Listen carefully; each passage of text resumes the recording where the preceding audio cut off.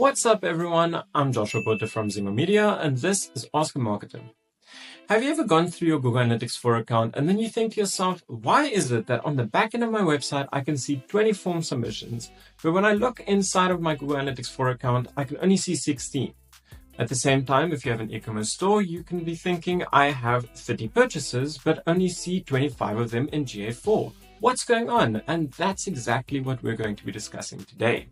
We're going to be touching on the limitations of Google Analytics 4, also known as GA4, and we're going to be touching on why a standard GA4 setup might not be enough and what you can do to improve this. So with that said, let's dive right in. So why are we even talking about GA4's limitations? Despite some of its better features, such as its session analytics report and user behavior, it does have some limitations when it comes to the accuracy of its data collection. Whether it's ad blockers, privacy settings, or those dreaded consent banners, there's a whole world of data that it is missing, and that is a big deal for anyone trying to make business decisions based off of the data that they are seeing. So in this video, we're going to be talking about some of the tracking issues that we've discovered whilst working with GA4, and then we'll be talking about some of the steps that you can take to help improve the data that you are seeing. So with that said, let's continue. Let's run a few tests. I'm going to start off by showing you what it should look like in a Google Analytics account if I head into a website. So let's start off by heading into this website over here, which is one of our fantastic clients' website. And I'll just browse around on the site, click on the blog page, for instance, scroll down and scroll up, head into the contact page. I can start by filling out the form and click on the phone number. And all of these specific actions that I've taken are events that trigger that should be sending to Google Analytics 4. Heading into the Google Analytics 4 account, I can see that the information is coming through. There is my form start, the contact page, the call click, everything is there. Now I'm going to need to pause the video just for 30 minutes so that I can give this report enough time to reset, seeing as it only records the last 30 minutes. And once this is done, then I'll redo this exact same test, except with an ad blocker actually active on my browser. So I'll see you soon. A few moments later. And there you go. So our 30 minutes are up and I have activated the ad blocker on my browser. So let's go through the website again. I'll go to the blog page, scroll down, scroll up, head into the contact page, start filling out the form and click on the number. Now, as we saw previously, this should activate or trigger the events that I've set up inside of the Google Analytics account. However, this time around, if I go into the Analytics account, it won't actually show this data come through. In the same way, if with certain types of browsers that are stricter when it comes to their privacy settings, you can also not actually see this data inside of Google Analytics. So, for instance, if I were to use Brave instead of Chrome, which has stricter privacy settings, then I can once again visit the same website and you will immediately notice that the shield of this browser will prevent the tracking from being sent through. So as you can see over there, the shield has activated and I can't see any data coming into my Google Analytics account. Overall, this is an issue because this means that within 5 minutes, someone can install a new browser or otherwise activate an ad blocker and prevent Google Analytics from seeing them ever again. Now, the whole point of installing Google Analytics on a website is to help us make informed business decisions based off of the data that we see. If tools such as ad blockers or privacy settings are preventing users from being tracked when they visit our website, then how are we supposed to make these decisions? All we want to know is how many users came to the website, where did they come from, and what did they do? Should we push more budget into Google Ads or Facebook, or should we invest more in our SEO?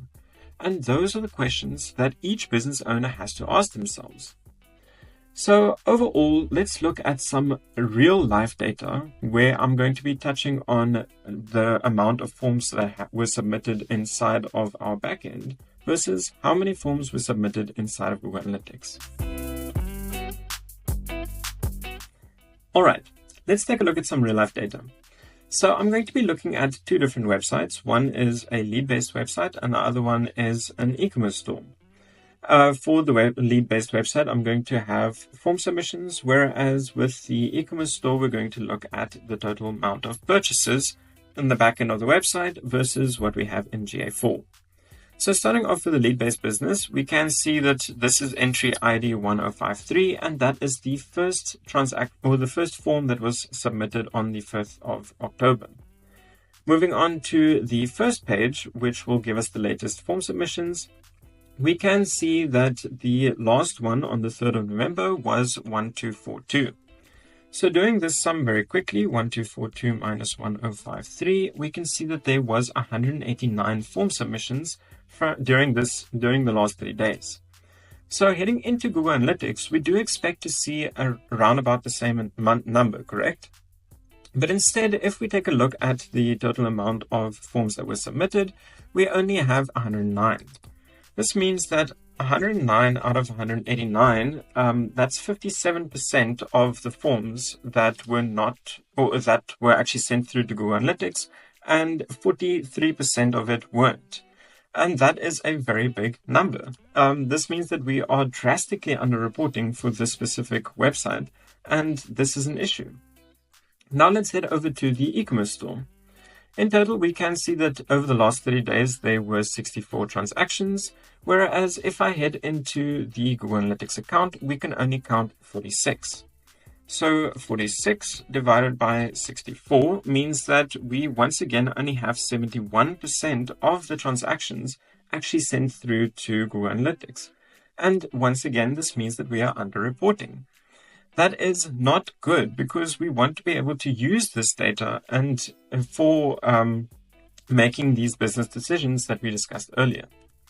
Now I'm going to be touching on a different aspect.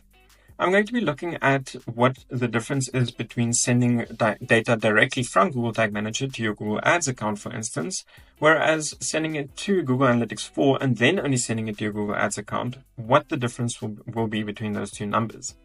So once again, looking at the last 30 days, we can see that the begin checkout, for instance, we have 28 when it came directly from Google Tag Manager, whereas we only had 13 when it was sent through Google Analytics 4. Now, as an agency, we've worked on hundreds of websites before and set up a GA4 account for all of them. Overall, getting 100% accurate data inside of your GA4 account isn't achievable, but there are ways to help improve the accuracy of your Google Analytics 4 results, and that's what we're going to be touching on next.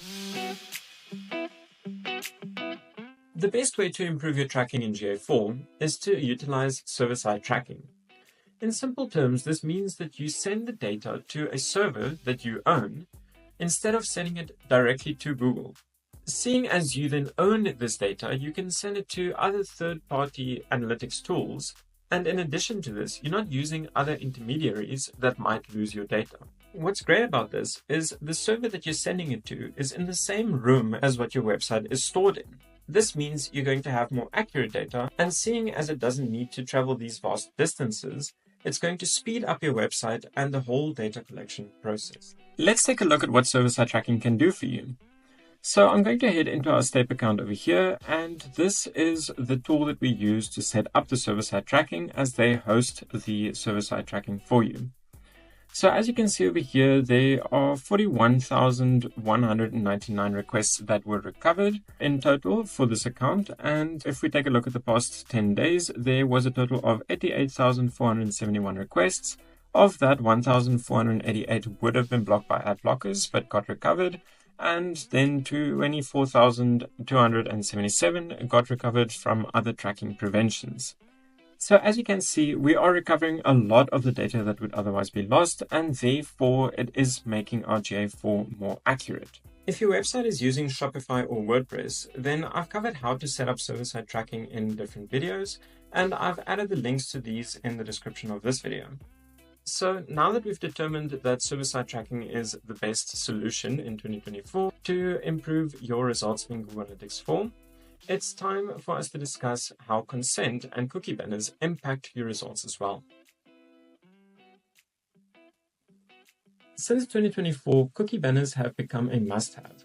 This is because privacy laws such as GDPR and CCPA have made it mandatory for websites to give the users a choice to either accept or deny giving you their data. The issue with this is that any users that are denied will of course then not be recorded inside of Google Analytics 4. Now, Google Ads and Google Analytics 4 did try to get around this by implementing Consent Mode version 2. What this does is it uses signals to estimate how many users came to the website using the data of the consented users, not the denied users. And this way they can give you a roundabout number of how many users actually visited the website. This ultimately shows us that the data inside of Google Analytics 4 is only trends and insights, not accurate. So now that we know the cookie banners are mandatory, let's take a look at the rate at which users actually do consent. So if I head into the account over here, I do have an account open. And as you can see, there are 222 users that opted out of the consent and 756 that opted in. This means that we had a 22.7% deny rate, which means that 22.7% of our users aren't being recorded inside of Google Analytics. And overall, this is not ideal because we are losing a fifth of our data, and there's nothing we can do about it because we need to have the cookie banner installed on the website. Now, even though we can't prevent this, seeing as it is law, there are ways to improve your consent rate. So let's head into our website over here and we can take a look at what our cookie banner looks like. The first thing that you'll notice is that we do have the logo over here in the top left corner, and this has proven to help users actually consent to the cookie banner. Then the next thing that you'll observe is that we do have the deny button on our cookie banner. However, we have made it a bit smaller and added more text and changed the color. Now, even though you can't remove the deny button because this goes against a lot of the laws, depending on the region that your traffic is coming from, this is the second best way to ensure that users don't opt in for the deny. Instead, they allow all because this is the button that sticks out the most to them. Another thing that we suggest doing is adding the cookie banner directly in the center of the screen and not at the bottom or at the top. And this is because you want users to give an answer, whether it's a deny or an allow, immediately. The reason for this is because if users don't deny or accept the cookie banner on the first page, then Google Analytics is most likely going to lose the attribution, and this is not something we want. This means that you're going to be seeing a lot of unassigned traffic or direct traffic, even though they did come from, for instance, Google Ads or Facebook or anything along those lines. And we want to see where the attribution comes from. Now, the way that they determine the attribution most of the time is with UTM parameters, which are parameters that are added into the end of your URL. And if they only accept or deny the cookies on the second or third page that they visit instead of the first one, then it's not going to send this data through because it's no longer visible in the URL. So it's best to have the banner front and center to ensure that they actually give an answer. Then along with this, you also want to ensure that there isn't an exit button because this will also then allow them to exit the banner instead of actually allowing or denying the consent. Ultimately, as I mentioned, there isn't much that we can do about the banner. We need to have it on our website because we need to stay compliant with the privacy laws.